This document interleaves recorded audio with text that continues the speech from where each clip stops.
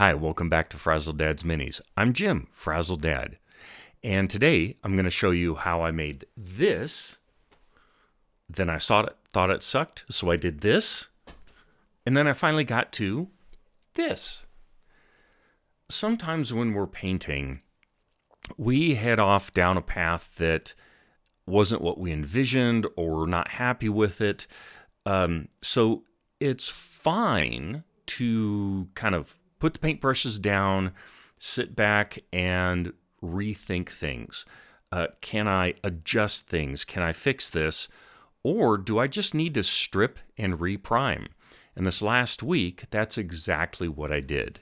This great model is the Tyrant Salamander from Creature Codex. That's part of the Dungeons and Dreadnoughts umbrella group. And Shane, one of the folks there, sent me an already printed model.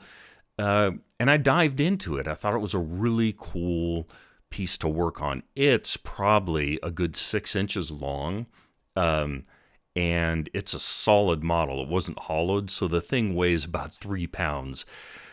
It was a lot of fun to work with. I just realized that I got to a point and I was not happy with where I ended up at. So, restart. So let's get after this. Follow me along as I go through V1, hit a wall, and step back and think what I want to do, and then get after it for V2.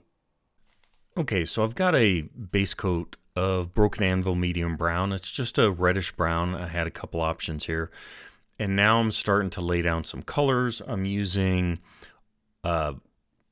Dunkelgelb, dark yellow from AK Interactive, and also olive green number 1. I think at some point I also used Pro Acryl, their camo green, for a second shade of green. And this is just laying down some patterns.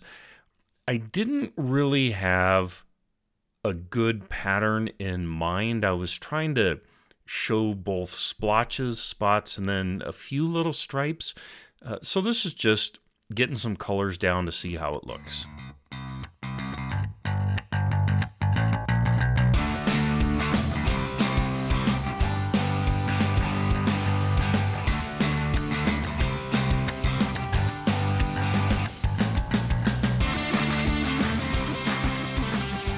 Now it's time for an oil wash, and I didn't really have an exact color that I liked, so I'm mixing in a number of things together, some reds, some dark brown, a little bit of yellow, to try to get a color that I think will work and be dark enough in the gaps between the various scales. That's really the point that I'm trying to get to, is one, tone down all the colors, the greens and the tans there, but also to get the space between the scales to really pop with dark light. Dark light, that made no sense. You know what I mean.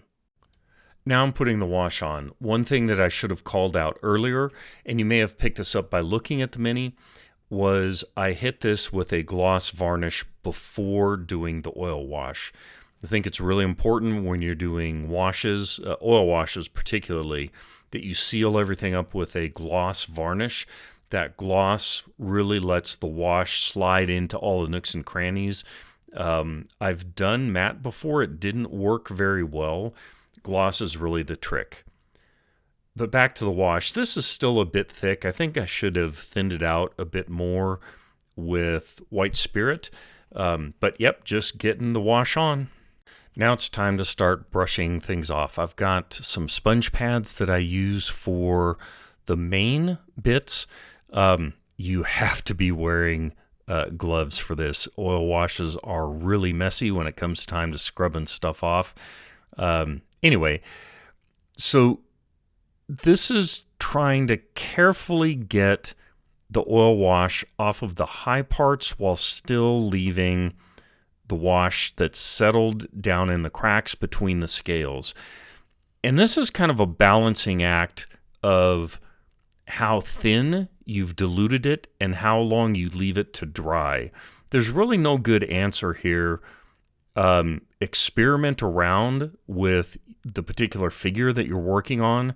See if it's ready. You want that wash to somewhat have dried and, hardened in those cracks before you try to scrub things off of the high points. I will also be using some smaller makeup remover sponges, the little small ones, to try and scrub off again just the high points. This is just some careful work. It's a bit fiddly, but it turns things into kind of magic when you get the stuff off and it's dramatically changed the look. So I darkened everything down, made the spaces between the scales quite dark. Now I'm trying to bring back up some of the tones, and I'm using a small dry brush from Rosemary & Co. They make great stuff. And I'm using those same colors that I sprayed down for each of the different kind of camo covers. So Dunkelgelb, Olive Grün, etc. And I'm trying to catch the edges as well as in some areas really bring up the entire scales, not just the edges.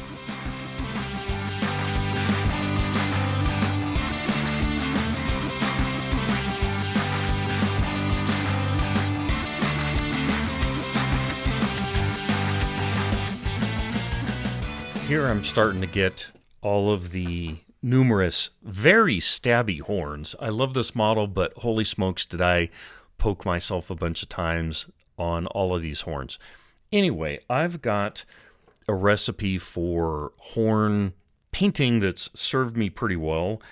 I start out with Citadel Xandri dust, then use kind of a second layer of Tyrant skull, and then finish off the tips with pallid witch flesh. And then I'll do a bit of blending to tile that together, and then finally use one of the washes. I can't remember which one. I'll put that up on the screen in a moment. But anyway, I really like how that makes horns look for a pretty small amount of effort.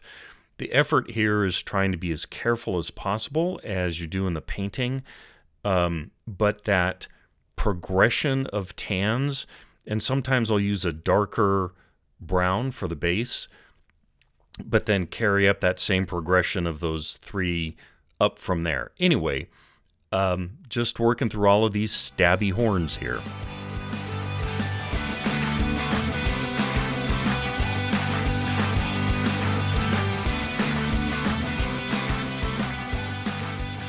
Here's where I am at the moment. You can see that I've progressed and I've done a few other things, painted in the eyes, got the beard, and at this point, it struck me that despite all the work I'd put in on this, I really wasn't happy because, quite frankly, it looks exactly like a German World War II Panther tank model that I'm painting. It just looks... So I executed okay on all of the steps. I just wasn't happy with the results. Seems to me somebody around here often talks about being willing to experiment, fail, and learn. Learn something, experiment, FAFO. Remember, at the end of the day, it's just paint and plastic. So screw it. I dunked this whole thing and soaked it overnight in a tank full of purple cleaner and diluted, I don't know, probably at least 1 part cleaner to 5 parts water. It's pretty dilute. But after 24 hours, most of the paint scrubbed off. And yep, time to restart and see how I can do better. This time, I wanted a completely different take on this. I found an interesting picture that I wanted to use as a bit of a reference and inspiration. It's this ambush drake. And I liked the color pattern there because there were some variants. But what I'm doing here is I'm starting off with much more of just a baseline green.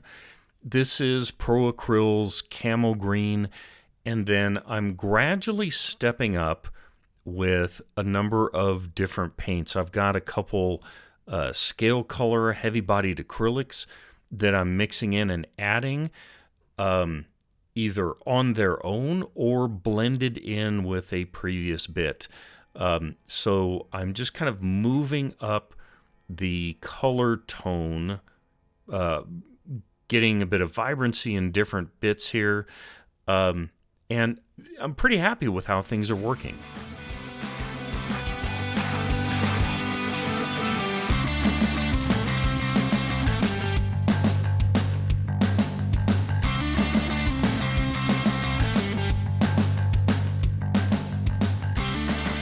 Here I'm back inside at my painting desk, and I'm trying to figure out where I want to go with colors. I know that I want to bring some things up and get some bright spots.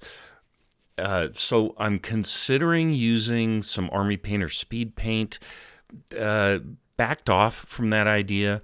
I'm also looking at potentially doing a wash again, an oil wash, so I'm looking at some colors there.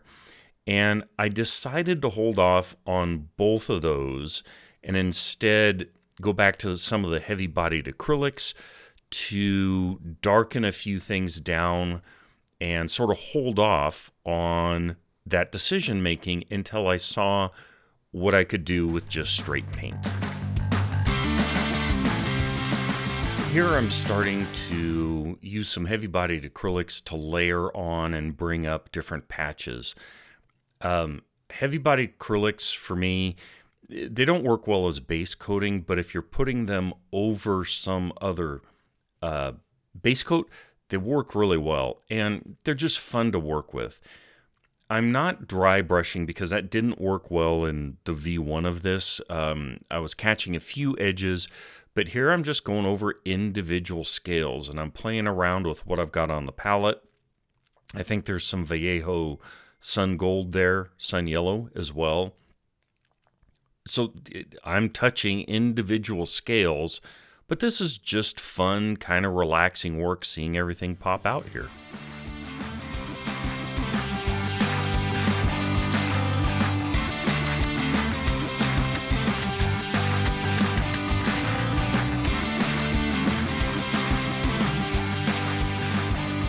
Here I'm using a bit of scale color burgundy wine red to just pick out the little, I don't know what you call them, raised parts where the horns come out of the skin, and just adding some color on there.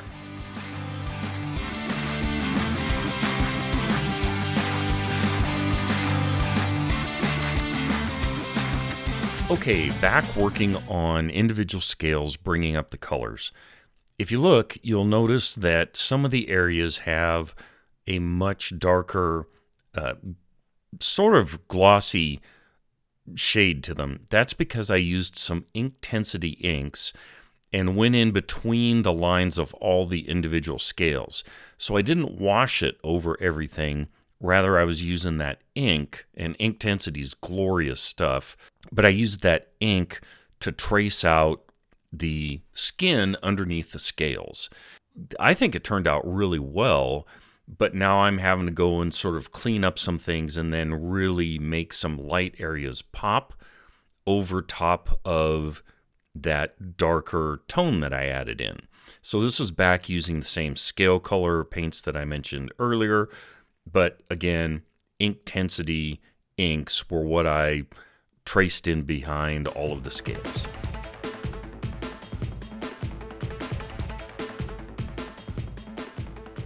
Okay, back working again on the horns, and I'm using the same pattern that I did before because I like that approach and it works well for me. So, yep, same thing, block in, get some layering, then throw a wash on after I get all of the various things done. A bit later on, I think I used less of a wash, and I actually pulled out some glaze medium and glazed versus adding the big wash on.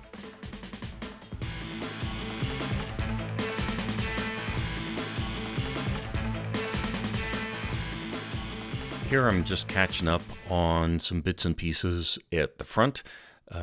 getting the beard blocked in with some nice gray. I'll add in some depth with a little bit of darker grays later. I'm also going to hit the throat area. There was a concept art for this piece that had some magenta tones to it.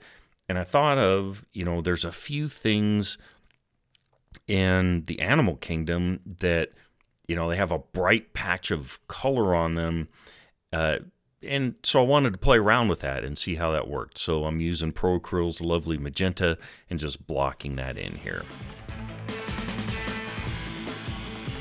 Now I'm starting to work on the feet. You can see I've already got a base on there. I think that's Pro Acryl's light umber that I've mixed with some black to make it a bit darker. And you can see I'm working really, really wet here, and that's intentionally to get some blending because I'm highlighting the ridges on the toes with almost full up Pyrrole red. But by having everything so wet, it just sort of wet blends on its own. And I was really happy with how this turned out. Here I'm trying to mimic something I saw from Help I'm Addicted to Plastic on Instagram. He does amazing Tyranids, and that chitin pattern that he does is pretty extraordinary. I didn't use his stuff as a reference while I was painting this. I should have, because I didn't get as close as I wanted. I didn't get anywhere near what he does. But I got a lot of really good practice working on brush control, working on dilution of paint, being very careful and deliberate.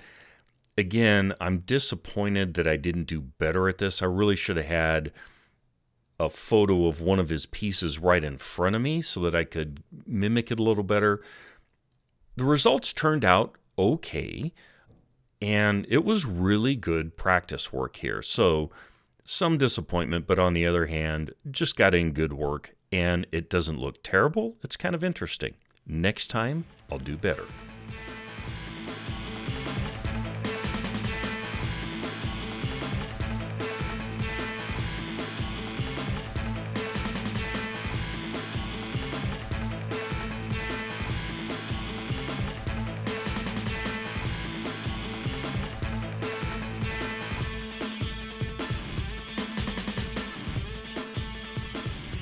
This is back to working on the beard. Again, with that Pro Acryl Bright Warm Gray, I've got some, I can't even remember what black it is. It's in a dropper bottle and I'm trying to use it up. It's actually kind of nice. It might be one of the gold. Anyway, just working on adding some depth here, then doing some blending to smooth things out. At some point, I'll start adding fine strokes to convey a little bit of texture. This was really good practice on blending, on trying to emulate, fur texture. This piece, I've just gotten a lot of good reps in on various things. There you have it. This was a lot of fun to work with, even though I dropped a significant chunk of hours getting to a point that I didn't like. I'm happy with the end results. There are some things that I wish would have turned out a little better, but I got a lot of good practice reps in. I tried a few new things. I polished up some things that I've used a number of times. Without further ado, here's the grand reveal.